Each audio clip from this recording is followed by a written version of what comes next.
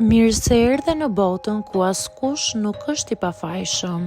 Sekrete shqiptare, vendi ku rrëfimet më të thella, më të ndaluara dhe më të pathëna të shqiptarëve marrin zë. Na bëni subscribe për histori të ndryshme.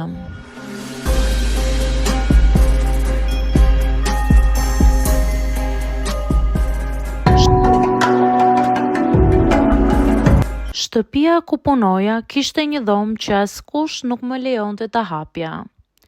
Kur pranova punën si pastruese në një vilë luksoze në periferitë e Tiranës, më duk sikur më kishte buzëqeshur fati. Kisha kaq shumë vite që lëvizja nga njëra punë në tjetrën, nuk gjeja dot stabilitet, nuk kisha siguri dhe kur më thanë se paga ishte e mirë dhe njerëzit ishin serioz, nuk pyeta shumë. Vila ndodhej në një zonë shumë të qetë, përreth pemëve të mëdha dhe një oborri që dukej si në revista dhe si ato vilat turke. Zotrinjtë e shtëpisë ishin një çift shumë i pasur, Arbeni dhe Dorita, dhe kishin një djalë të vogël të quajtur Endi. Në fillim gjithçka më dukej e rregullt, pothuajse perfekte. Aq perfekte sa kur zgjohesha në mëngjes, mendoja si ka mundësi të më bjerë mua ky fat kaq i mirë. Shtëpia ishte e madhe, plot dritë, me mobilje të shtrenjta, aromë pastrimi që nuk mbaronte kurrë. Por që në ditën e parë, teksa më tregonin ambientet, vura re një derë që më la një ndjesi të çuditshme. Ishte në fund të korridorit të sipërm, ndryshe nga të tjerat, e vjetër, e lyer me ngjyrë gri dhe pa shkëlqimin e pjesës tjetër të vilës.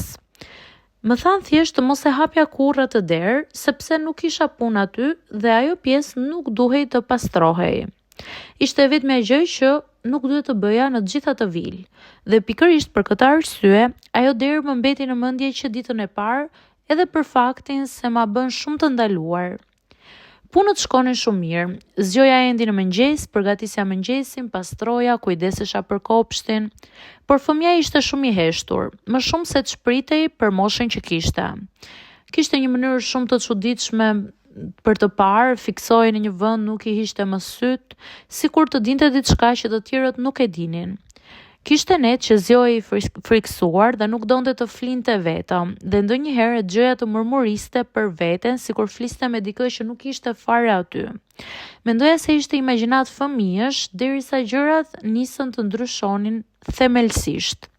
Një pasdite, ndërsa po fshija korridorin e sipër, ndjeva një erë të rëndë si përzierje lagështie me parfum të vjetër.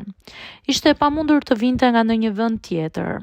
U afrova pranë derës gri dhe ndjeva një rrjedhje të lehtë ajri që vinte prej andej, megjithse dera dukej e mbyllur shumë mirë.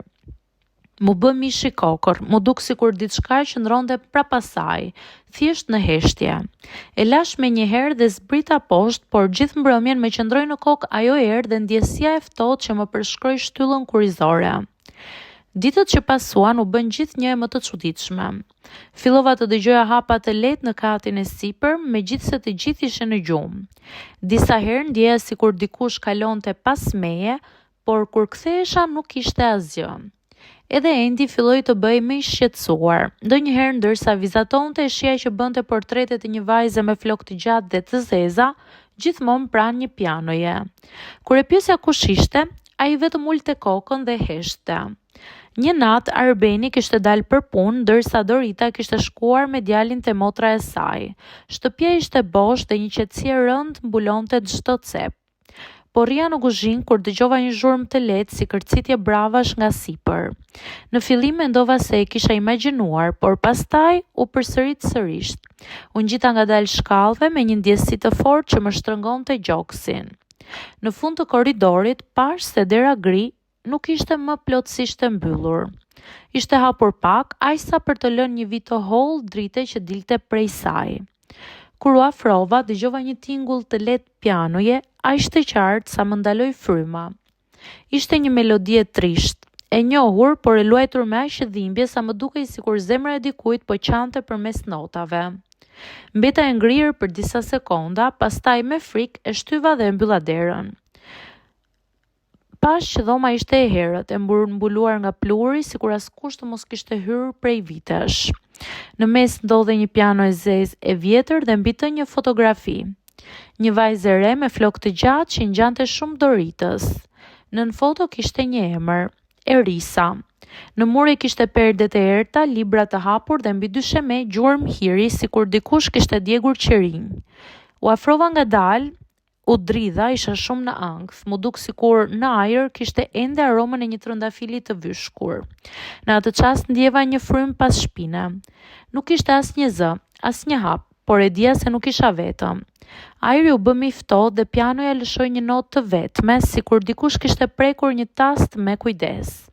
Nuk mbaj mend sa gjatë qëndrova aty, ndoshta disa sekonda, ndoshta edhe më shumë, pastaj u tërhoqa me ngut, mbylla derën dhe vrapova poshtë, pa e kthyer më kokën mbrapa. Pas asaj nate, shtëpia nuk ishte më e njëjtë. Dritat fikeshin vetë, qërinjt ndizeshin dhe shpesh dëgjoj një melodi e lehtë, e njëjta si çdo herë. Më vonë e kuptova të vërtetën. Në atë dhomë kishte jetuar motra e Doritës, një vajzë e re me talent për muzikë që ishte zhdukur pa pritur vite më parë. Askush nuk ishte zbuluar çfarë kishte ndodhur me të. Thuaj se kishte ikur vetë, por në shtëpi flitej me zë të ulët se ajo kurrë kishte dalë nga dera. Nga ajo kohë dhoma mbeti e mbyllur dhe askush nuk guxonte ta prekte. Nuk qëndrova më gjatë aty. Ditën që u largova ndërsa po dilja nga porta, një erë e ftohtë më goditi fytyrën dhe dëgjova një tingull të lehtë që vinte nga sipër. Ishte e njëjta melodi që kisha dëgjuar atë natë. E ngrita kokën dhe pash dritare ngritë të hapur me perden që lëkundej ngadalë sikur dikush më përshëndeste.